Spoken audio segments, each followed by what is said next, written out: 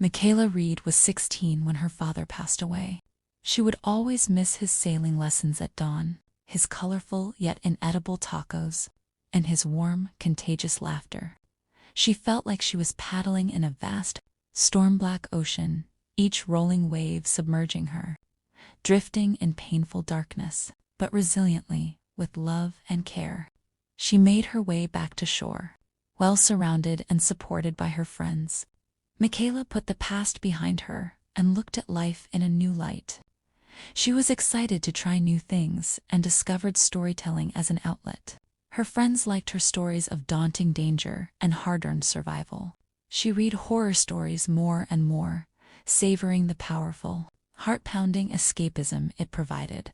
Autumn became her favorite season, and she threw a grand production for Halloween every year, hosting all her friends for a thrilling night of horror stories, scary games, and homemade treats. Over the years, she also showed interest in witchcraft and practiced light blessings, plant-based spells, and palm-reading divination. She gardened sage and lavender to craft homemade products such as body butters, soaps, and skin lotions. She aspired one day to live off the products she made for friends and family. In the meantime, she worked as a barista at the Moonstone, an independent and eccentric coffee shop in the artsy part of town. Every Friday night, she hosted an open mic at the coffee shop, performing stories live in front of customers. Julian, her best friend and roommate, recorded some of her shows and posted them online. Also, unbeknown to her, he submitted one of her performances to the Endless Halloween Festival, where renowned storytellers performed on stage for Halloween. It was a beautiful surprise when Mikeala received an email from the festival inviting her to perform at their grand final on Halloween. The winning prize was big enough for her to launch her line of products. Excited, she burnt a stick of herbs in each room to dissipate negative energies, then began to craft her tale of horror. Mikeala stayed up all night, filling her notebooks with abandoned beginnings. She had a story in mind, but unearthing it took patience and skill. The following night, the nightmares began. For a week, she would wake in the middle of the night, gasping for air. Her dream was the same every night. She was dragged down a cold set of stairs and thrown into a dark basement. Then her lungs would be set ablaze by a sharp iron hook stabbing her in the chest. A dark figure would pull on the hook and hoist her from the ground, slowly, until the pain waked her. The more she finessed her Halloween tale, the darker her nightmares grew. As days passed, exhaustion, anxiety, and stress took a toll on her.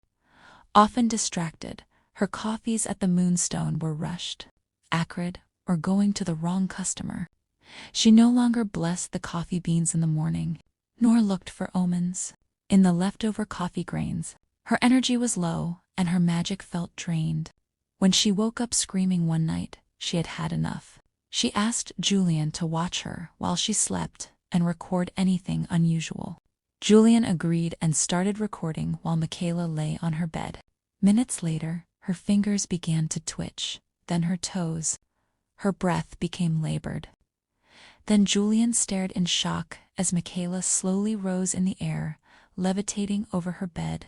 Panicked, he shook her shoulders to wake her, but stopped when she began to scream. He grabbed his phone to call an ambulance, but a powerful crash diverted his attention. He looked down the hallway and saw a large, spidery fang slam through the bathroom door. Amidst the commotion, Mikeala woke. She saw the black, spidery fang shredding the bathroom door and jumped out of bed. She slammed her bedroom door shut and shouted at Julian to help her barricade the door. Before he could react, however, the power went out. The room was submerged in sudden darkness. A second later, the lights came back on and an eerie quietness followed. Mikeala and Julian ventured out the bedroom carefully. The bathroom door looked intact, and there was no sign of anything abnormal. But Julian has recorded every sound. A sleepless night followed. When she returned to the apartment after her shift, Julian was not there. Mikeala wanted to remove the recording of their ordeal, which he had posted online. Suspecting Julian might be at school, she left. The door clicked shut behind her, masking a stifled cry from the bathroom. As she neared her car, she looked over her shoulder. Mikeala felt, watched. She whispered a protective spell and clutched her keys. Suddenly, a shadow pounced on the wall, and she broke into a run. She reached her car and rushed inside, locking the doors.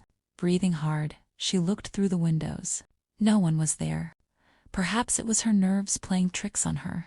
She turned on the ignition and drove off.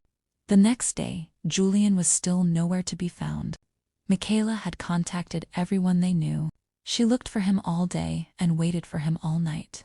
Distraught and anxious, she missed her shift at the Moonstone. Halloween was tonight, and so was the festival. Julian had entered the storytelling competition for her. He had supported her every time she doubted herself. Maybe he would be there. But between her nightmares and Julian's disappearance, she had been too worried to prepare a story for the contest. She looked at her notebook, filled with false starts. She could stay home, scared and helpless, or she could finish what Julian had started. There was a reason why she loved to tell horror stories. They made her feel brave enough to face any challenge. That evening, when the host called Mikeala's name at the endless Halloween festival, she boldly stepped on stage. Dressed in a costume, a black dress matched with a wide witchy hat. She hoped to spot Julian in the crowd, but she could not find him, and looking directly at the audience was a mistake. A sea of expectant faces was before her eyes, watching her every move. Her heart pounded in her chest as her hands began to shake. She grabbed the warm microphone and cleared her throat. A thick silence greeted her, only interrupted by a distant cough. She reminded herself that tonight was All Hallows' Eve, when the veil thinned betwixt this realm and the one beyond. She had a story in her heart, a story that mattered. If she told it right, perhaps Julian would hear it. Mikeala took a deep breath. The wet wind of autumn whirled golden leaves around her. She inhaled the acrid smell of damp foliage. She swallowed the bitter aftertaste of coffee still on her tongue. Distant eyes cawed from an old oak tree. She closed her eyes. The crimson darkness under her eyelids turned darker. Her heartbeat slowed. She exhaled deeply, her breath a puff of mist in the cold night air. Now she felt awakened, refreshed for the first time in weeks, and ready to tell the tale of a lifetime. She spoke into the microphone in a deep, haunting voice. She narrated a tale of billowing winds on a cold autumn night, of a loyal friend disappearing before daylight, of forgotten victims hiding in the wings of darkness, of throbbing graves sealed with terrible secrets, and of eternal night in the shadow of death. Mikeala pointed at the night sky and said that no darkness was truly beyond light. Even on this moonless night, the sky shined with long-dead stars. A thick black fog engulfed Mikeala to the audience's amazement. And no one saw Mikeala Reid again.